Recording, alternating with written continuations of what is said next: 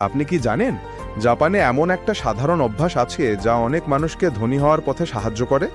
তারা কোনো জটিল বাজেট অ্যাপ বা কঠিন ফাইন্যান্স কোর্স ব্যবহার করে না, শুধু একটা ছোট্ট নোটবুক আর একটি সহজ নিয়ম।